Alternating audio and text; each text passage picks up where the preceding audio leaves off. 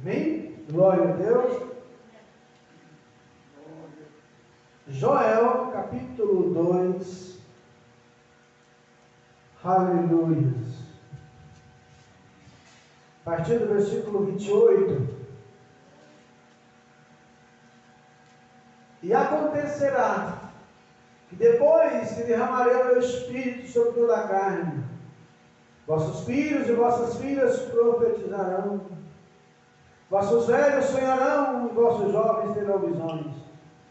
Até sobre os servos e sobre a serva derramarei o meu espírito naqueles dias.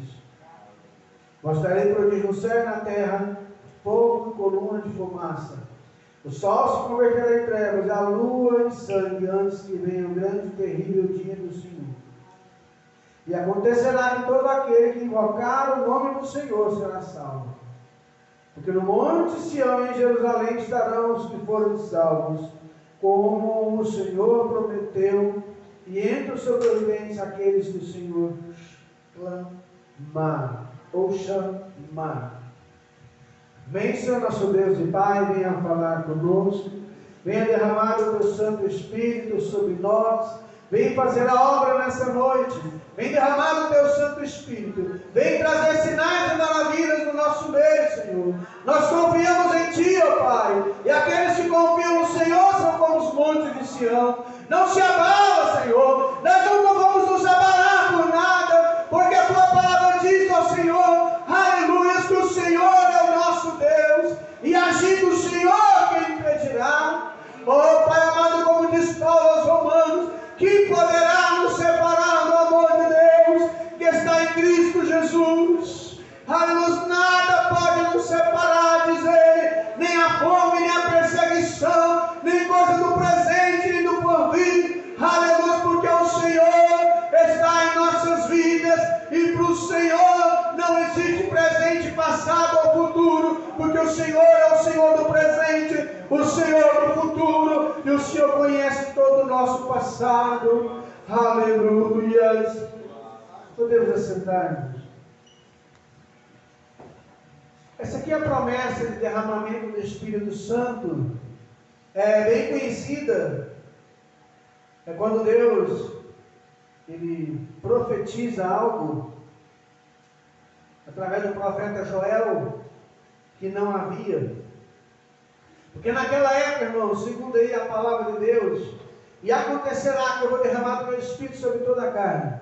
O Espírito de Deus naquela época era só para 3 categorias: juízes, profetas e sacerdotes. Reis, sacerdotes, juízes. Era só para uma minoria, um grupo seleto. Deus está falando agora até sobre os servos, até sobre as servas. Quando ele diz servo, servo não é eu e você, é sobre o escravo, e sobre a escrava eu vou derramar do meu Espírito Santo. O meu Espírito vai agir no escravo, o meu Espírito vai agir na escrava, o meu Espírito vai agir naquele que não tem valor, naquele que ninguém dá valor, e não apenas no rei que é importante, não apenas no sacerdote que ministra no altar, não apenas no juiz que julga, mas o meu Espírito vai agir até naquele que não tem valor como escravo, aquele que não tem valor como escrava, que é um objeto naquela época era. Então Deus está falando, olha, eu vou derramar do meu Espírito sobre toda a carne, sobre todos. E depois ele fala sobre o final dos tempos. E ele vai, o Senhor então nos dá um alento, fala assim, olha, versículo 32, e acontecerá que todo aquele que invocar o nome do Senhor será salvo. O que é invocar? Invocar é trazer sobre si. Quando eu invoco, eu trago sobre mim. Quando eu clamo ao Senhor, eu estou trazendo a glória de Deus sobre mim. É por isso que o servo de Deus tem que vigiar a sua boca. O servo e a serva de Deus não pode sair palavra torpe da sua boca. Servo de Deus, filho de Deus não xinga, não amaldiçoa. Seu desgraçado, sua desgraçada, seu filho diz, filho daquilo. Que é servo de Deus, não fala isso. Porque quando ele fala, ele chama, ele traz sobre si a desgraça, ele traz sobre si o mal. O que é desgraça? Sabe o que é? É a coisa que não tem a graça de Deus. Desgraça é sem graça, ou seja, que não tem a graça. Mas não é uma graça de uma piada, é a graça de Deus. Então, o servo de Deus que não vigia a sua boca, que ele não preocupa com aquilo que sai da sua boca, tem que tomar muito cuidado. Já falei aqui na física quântica, tudo que eu falo, a partir do momento que eu falei, eu criei um ambiente para aquilo acontecer. Ou seja, a sua palavra é profecia. Você falou, vai acontecer. Provérbios 23, o que o homem pensar em sua alma, assim, ele é. Se você pensa que é um derrotado, você é derrotado. Se você pensa que é vitorioso, você é um vitorioso. Por quê? Porque você se considera assim. Então o Senhor está falando, eu vou derramar sobre o meu Espírito, sobre toda a carne. Mas o meu Espírito, para permanecer nessas pessoas, eles têm que invocar o meu nome, invocar o nome de Jesus. Aí o versículo anterior, capítulo 2, mesmo capítulo, versículo 13. Ainda assim, agora mesmo, diz o Senhor, convertei-vos a mim de todo o vosso coração, com jejum, choro, com pranto. Rasgai o vosso coração e não as vossas vestes. Convertei-vos ao Senhor vosso Deus, porque Ele é misericordioso, compassivo e tardio em irar-se, grande benignidade, se arrepende do mal. Quem sabe se não voltará e se arrependerá e deixar após si uma bênção, uma oferta de manjares, libação para o Senhor nosso Deus? Então aqui fala várias vezes, olha, agora assim mesmo o Senhor, convertei-vos a mim. Como? De todo o vosso coração. Como? Com jejum, com choro e com pranto. A conversão, ela vem acompanhada de sinais, sinal de mudança. Eu invoquei o nome do Senhor. Eu tenho o Espírito de Deus, muitos dizem, porque diz aí, o meu Espírito derramar sobre toda a carne. E as pessoas falam em língua, está cheio da graça de Deus, pula e dança no altar, e vai para casa, e quando tem o primeiro problema, ele começa a xingar e amaldiçoar o marido, a esposa, os filhos, o patrão, e tudo vai por água abaixo, e o Espírito de Deus, como diz o velho ditado, pega a mala e vai embora, porque não dá. Numa mesma fonte, não pode jorrar duas águas, doce e amarga. Ou você jorra água doce ou não. Olha aqui no domingo, sobre João 7, Cristo clamou, João 7,37, quem tem sede, vem a mim e beba. Disse Cristo, quem crê em mim, no seu interior, fluirão rios de água viva. É água doce, água potável, aquilo que produz vida. Não lembra lá do rio da vida, que lá de Ezequiel 49, que aquele rio saiu de cima do altar, por baixo do limiar do altar, e quando o rio saiu, as margens do rio estavam secas. Quando o profeta voltou, havia árvore de um lado e do outro, porque a vida passou ali. Irmãos, quem tem o Espírito de Deus tem vida. Não anda amaldiçoando, não anda xingando, não anda revoltado. Servo de Deus não pode andar de cara amarrada. Servo de Deus é alegre, é contente.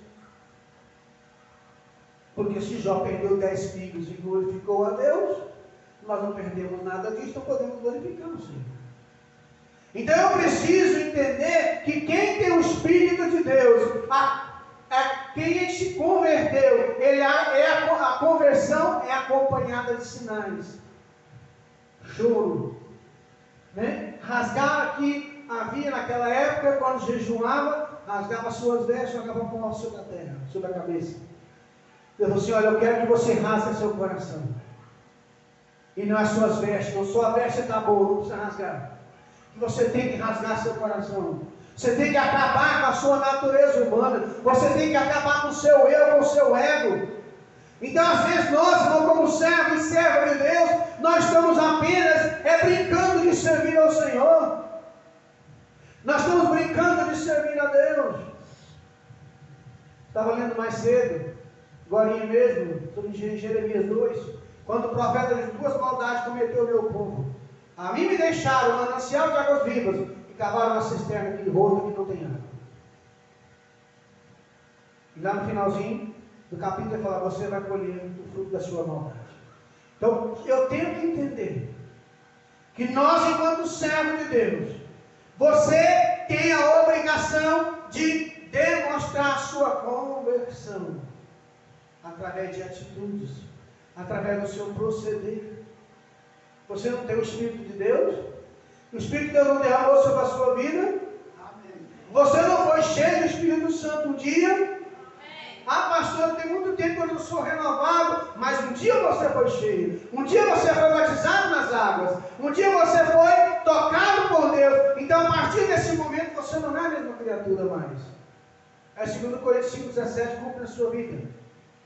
Se alguém está em Cristo Jesus, é nova criatura, as coisas velhas já passaram, e esse tudo se fez novo. Né? Então, agora tudo se fez novo, agora você é uma nova criatura. Agora você vai andar em novidade de vida. Eu preciso me converter. Você precisa se converter.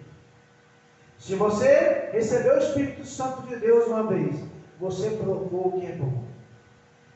Irmãos, e quem prova o que é bom, ele nunca mais quer coisa ruim. Quem sabe o que é bom, ele não quer coisa boa. O dia que você come algo bom, você pode falar: meu Deus, como eu passei tanto tempo sem uma coisa boa dessa. Por quê? Porque agora você provou o que é bom. A Bíblia diz: provai e vede que o Senhor é bom. Nosso Deus é bom. Aqui, olha, nosso Deus é tão bom, Senhor. Quem sabe se não voltará e se arrependerá e deixará por si uma bênção. Nosso Deus se arrepende. Ele quer que você se arrependa também.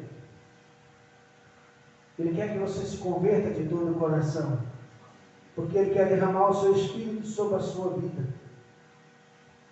E Ele quer que isso se cumpra na sua vida, que você viva não apenas o final do ano, mas todo o ano cheio da graça de Deus. Que você passe todos os dias da sua vida cheio da graça de Deus. Que você levante e diga: hoje eu tenho a oportunidade de ser fiel a Deus, de abençoar quem vai estar do meu lado. Hoje é o dia mais importante da minha vida. Esse, irmãos, esse culto hoje é o mais importante da sua vida hoje. Até hoje, esse é o culto mais importante. Quem não veio, infelizmente, perdeu, porque esse é o mais importante da sua vida. Então anote, escreva. Ande com Deus, busque o Espírito de Deus. Faça de tudo para ser renovado constantemente. Renovar a sua fé é abraçar com a sua Bíblia e lê-la, estudá-la, né? Ter prazer em estar na casa de Deus, ter prazer em falar com Deus, ter prazer em conversar com o Pai, ter prazer em receber o Espírito de Deus na sua vida. Você precisa viver isso. A sua fé tem que ser uma fé viva. A sua fé você tem que demonstrar com atitude, porque você tem o Espírito de Deus. Eu creio nisso. Eu creio que você tem fé. Romanos 12:3, Deus já te deu fé. Eu sei que Romanos 10 fala que a fé vem por ouvir pela palavra de Deus. Mas Romanos 12:3 fala que Deus repartiu a cada um fé. Você que está aqui hoje, Deus repartiu fé para você. Você tem fé? E se você tem fé, use essa fé. Use essa fé que Deus te deu para conquistar. Use essa fé que Deus te deu para você cada dia mais estar cheio da graça de Deus. Amém. E quanto mais eu aproximo de Deus, irmãos, mais eu me torno uma pessoa melhor. Porque mais eu vou enxergando os meus erros e as minhas falhas. Sabe o que acontece quando as pessoas só veem o defeito do outro? É porque o Espírito de Deus não age na vida dele mais. Quem tem o Espírito de Deus, ele enxerga o seu defeito. Quando eu olho no espelho, eu não vejo o defeito do meu irmão, eu vejo o meu. Quando você olha no espelho espiritual, você vai ver o seu defeito, e não é o do seu irmão, da sua irmã. Não é do parente, não, você vai ver o seu defeito. Então quem ora, quem tem comunhão com Deus, ele se vê diante de Deus como um pecador, e ele se vê como aquela pessoa que precisa de Deus. Ah, mas o defeito do outro, ele vai orar e interceder por ele. Senhor, abençoa. Eu sei que o irmão está falhando, está errando, mas ele é uma boa pessoa. Ele é um bom irmão, é um bom pai, é isso e isso. Você vai falando, Senhor, tenha misericórdia daquela vida. É assim que o servo de Deus age. Vamos ficar em pé. Eu acredito que o Senhor vai derramar o seu Espírito sobre toda a carne. E eu acredito que você que está aqui hoje, você já tem esse Espírito na sua vida. Mas se você tem esse Espírito, então começa a dar crédito a esse Espírito que fala com você todo dia.